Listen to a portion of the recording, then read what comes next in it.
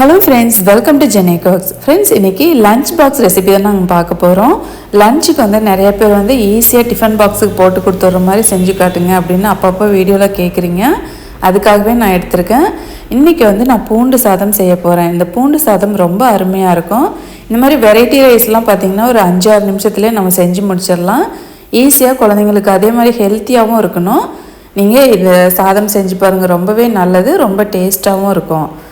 இப்போ வாங்க இது எப்படி செய்கிறதுன்னு பார்க்கலாம். இதுக்கு வந்து சைடிஷாக நீங்கள் உருளைக்கிழங்கு வறுவலாகவும் கொடுக்கலாம், அல்லது கிரேவி மாதிரி, இல்லை பன்னீர் அல்லது வேறு எதை வச்சு வேணாலும் கொஞ்சம் கிரேவி மாதிரியும் கொடுக்கலாம். இப்போ தேவையான பொருள் எடுத்து வச்சுருக்கேன். ஒரு 5 பல் பூண்டை, இஞ்சி பூண்டு இடிக்கிற கல்லை இடிச்சிட்டு அப்புறம் கட் பண்ணியிருக்கேன். ஒரு பெரிய வெங்காயம், ஒரே ஒரு பச்சை மிளகாய், கொஞ்சமாக கொத்தமல்லி இலை. இதை தவிர இன்னும் இருக்குது, வீடியோ ஸ்கிப் பண்ணாமல் பாருங்கள், அப்போ தான் புரியும். ஒரே ஒரு தக்காளி எடுத்திருக்கேன். 2 பேருக்கு அளவாக சாதம் எடுத்து ஆற வச்சுருக்கேன். நான் இன்றைக்கி பாஸ்மதி அரிசி தான் எடுத்திருக்கேன். நீங்கள் டெய்லி சமைக்கிற அரிசிலையும் செய்யலாம், ரொம்ப நல்லாயிருக்கும். பச்சரிசி இருந்தால் கூட செய்யலாம், அதுலேயும் நல்லாயிருக்கும். ஒரு பேன் எடுத்து அதில் ஆயில் சூடு பண்ணிக்கோங்க, 2 பேருக்கு அளவாக. ஏன்னா ஒவ்வொருத்தரும் ஒவ்வொரு மாதிரியான அளவில் ஆயில் நம்ம யூஸ் பண்ணுவோம். ஆயில் சூடானோடனே ஒரு 1/4 டீஸ்பூன் கடுகு போட்டு நல்லா வெடிக்க விடுங்க. அதுக்கப்புறமா ஒரு 1/2 டீஸ்பூன் உளுந்தம்பருப்பு, 1/2 டீஸ்பூன் கடலைப்பருப்பு போட்டுக்கோங்க. இந்த கடுகு வந்து நல்லா படபடன்னு வெடிக்கணும். அதே மாதிரி பருப்பும் நிறமாறணும். கடுகு வெடித்ததுக்கப்புறம் தான் நீங்கள் இந்த பருப்புலாம் ஆட் பண்ணணும். அப்போ தான் கடுகு வந்து நல்லா பொரியும். இப்போ இது கூட நல்லா கருவேப்பிலை ஒரு கொத்து ஃப்ரெஷ்ஷாக நீங்கள் போட்டுக்கோங்க. கருவேப்பிலை உங்கள் வீட்டில் இருக்கிற குழந்தைங்களோ பெரியவங்களோ எடுத்து போடுற மாதிரி இருந்தால் கட் பண்ணி போட்டுருங்க.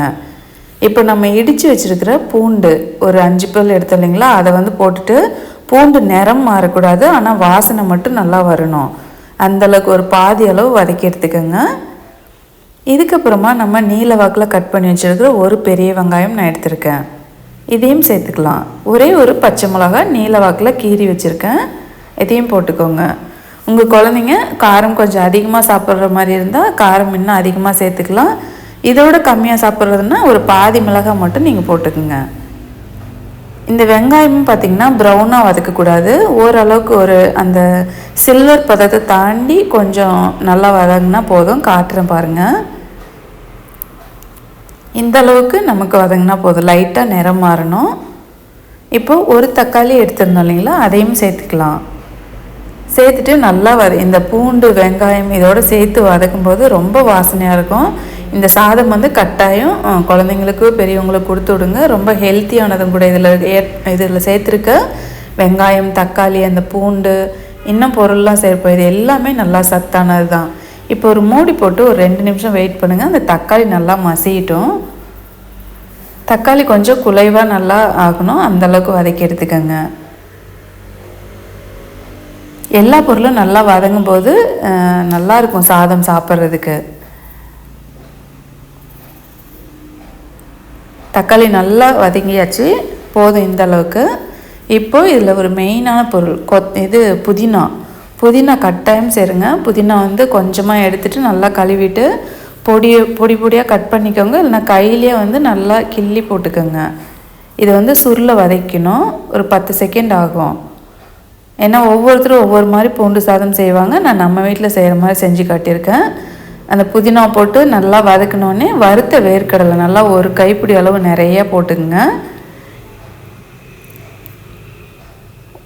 இப்போ இது கூட 1/2 டீஸ்பூன் மிளகாத்தூள் சேர்த்துக்கலாம். ஒரு 1/4 டீஸ்பூனோட கம்மியாக மஞ்சள் தூள் சேர்த்துக்கோங்க.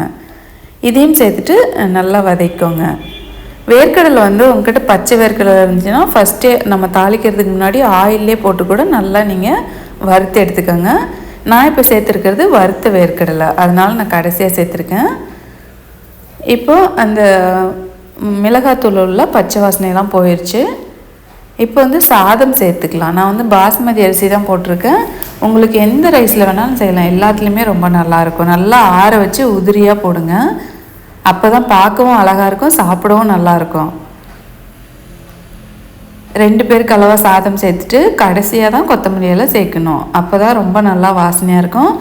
உப்பு வந்து ஒரு 1/4 டீஸ்பூனோட கொஞ்சம் அதிகமாக சேர்த்துருக்கேன். ஏற்கனவே நான் சாதத்தில் உப்பு போட்டு தான் வடிச்சிருக்கேன். சாதத்தில் உப்பு போட்டு வடித்து செய்யும்போது அந்த சாதம் நல்லா உப்பை உறிஞ்சி நல்லாயிருக்கும் சாப்பிடும்போது. அதனால் அந்த மாதிரி ட்ரை பண்ணி பாருங்கள்.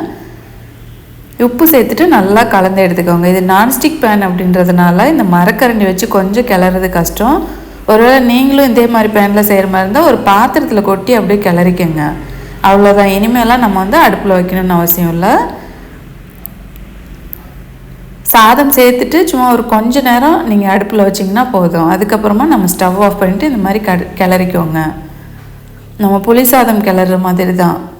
அந்த தாளிக்கிற வரைக்கும் வச்சுட்டு நம்ம சாதம் சேர்த்ததுக்கப்புறமா நீங்கள் ஸ்டவ் ஆஃப் பண்ணிக்கலாம். நல்லா கிளறினதுக்கப்புறமா கடைசியாக கொஞ்சமாக கொத்தமல்லி இலை தூவி கிளறிக்கோங்க.